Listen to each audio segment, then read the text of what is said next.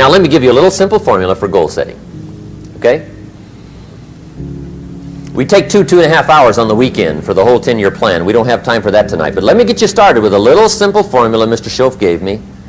And maybe this will be helpful. First of all, I've divided goals into 2 parts. First is long range. Long range goals. That's your dreams. Your dreams for the next 3, 5, 10, 20, 30, 40 years. Actually, the rest of your life. Your dreams. You've got to keep dreaming. Ronald Reagan, president, said to the joint session of Congress a few weeks ago, "The Republic is a dream. And if we don't keep dreaming, we will lose the Republic." Your better future is a dream for yourself and for your family. Where do you want to go? What do you want to do? What do you want to be? What do you want to see? You've got to dream dreams. There's a Bible phrase that says, without dreams and visions, people perish. You've got to have something to go for that inspires the heart and the soul. Dreams.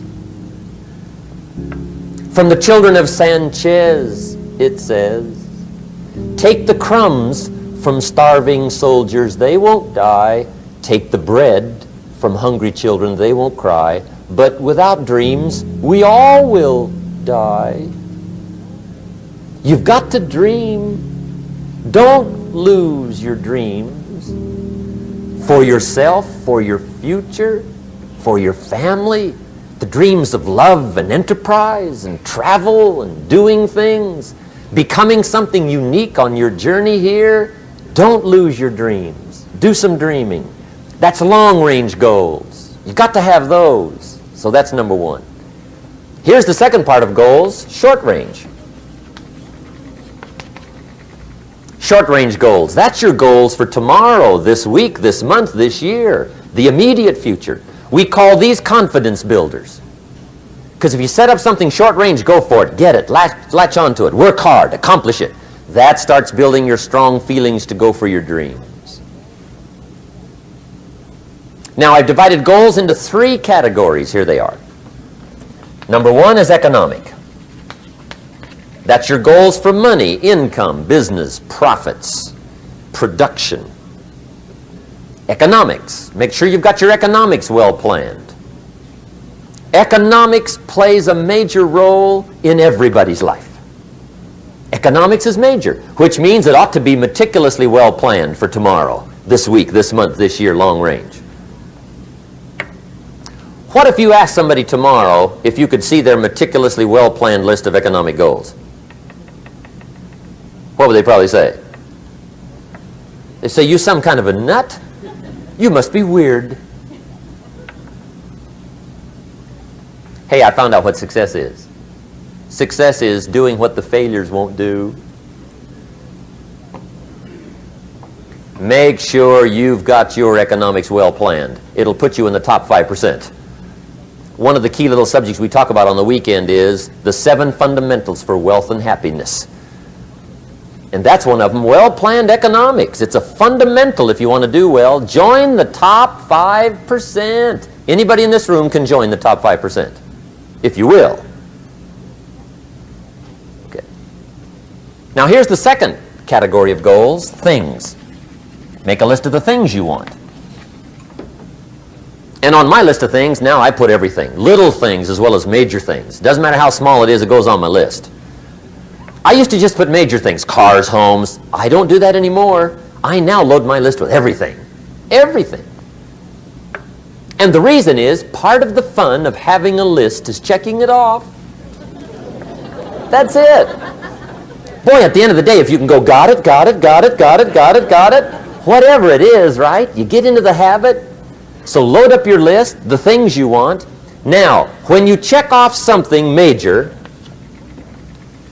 celebrate. That's an important point to make. Celebrate your achievements. Live it up. Have a party when you reach something you've worked for a while. See, we all grow from 2 experiences. One is called the pain of losing. The other one is called the joy of winning. We need both of them. Amplify them as much as you can, which also means make losing painful. If you set up something, fooled around, didn't get it, put it on yourself. On the other side, if you did get it, congratulate yourself. Self-congratulations is a sign of maturity.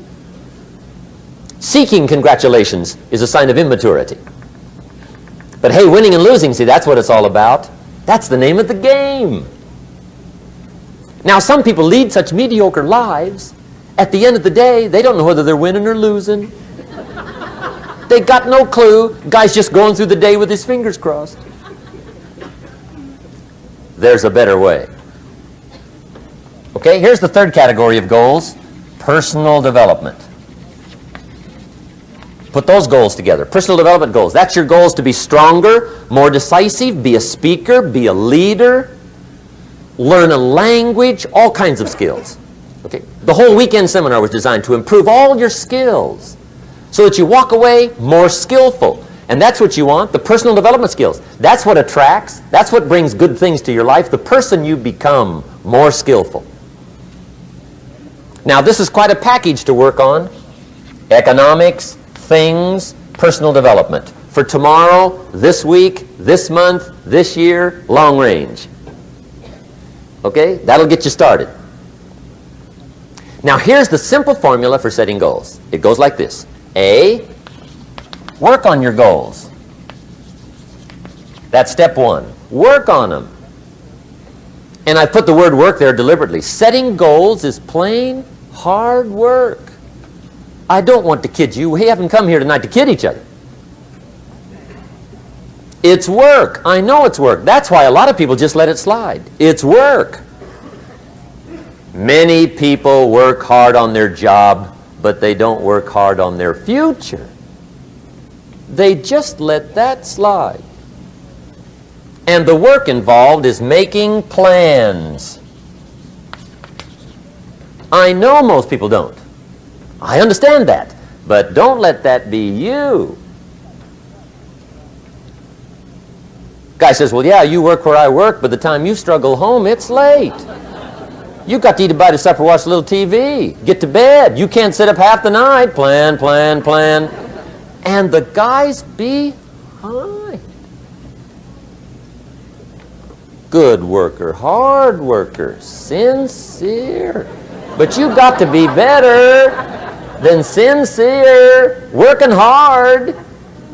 You got to be better than a good worker. You got to be a good planner. Somebody once wisely said, the people who fail to plan are planning to fail. Well said. So work on your goals. Here's step two. Write your goals down. That's so important. I teach my staff around the world, put your goals in your journal. Because one of the major people you want to study is yourself. Say, here's the list of goals I put together 3 weeks ago. Here's the list of goals I put together 2 years ago. Here's some of the changes I made, rearrangement of my priorities. I scratched these off, I put these on, I've gotten these. Study your accomplishments, study what your desires are. Put them on paper, write them down. Here's another reason for writing your goals down. It shows you're serious about doing better. And to do better, you got to get serious. You don't have to be grim, but you must be serious. Everybody hopes things will get better. Everybody hopes. Poor people hope. That ought to tell you something. It means the future does not get better by hope. It gets better by plan. I used to have the affliction called passive hope. It's an affliction. It's bad. Probably what's even worse than that is happy hope. Now that is really bad. That's bad.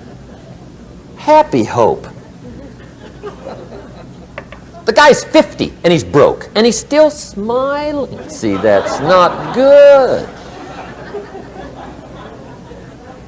So get serious about your goals. Put them on paper. Write them down. There's all kinds. His goals, her goals, their goals.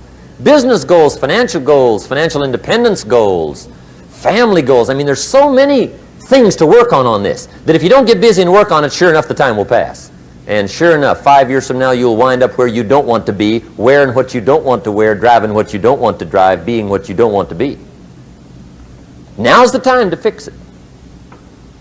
Now, here's the third step to your goals. Check the size of your goals and the kinds of goals. How big they are, what kind they are, affects you. And here's one of the important phrases of the evening. Your goals are affecting you, whatever they are. Your goals affect your handshake. Your goals affect your attitude, personality. Your goals affect the way you walk, the way you talk, the way you dress. All day long, we're being affected by our goals. Now, some people have goals, but they have such lousy goals. The effect is bad. I asked a guy one time, what are your goals for this month? The guy said, look, if I could just scrape up enough money to pay these lousy bills. That was his goal. I'm not saying it isn't a goal. It's a goal, but it's such a lousy goal, the effect is bad. You don't jump out of bed on Monday morning and say, oh boy, another chance to go out and scrape up the money to pay my lousy bills. See, you don't do that. Usually you say, oh, not another Monday.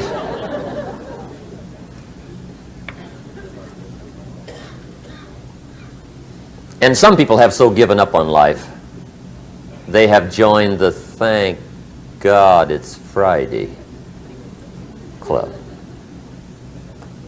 How sad. Surely those are the same people, when life is over for them, will say, thank God it's over.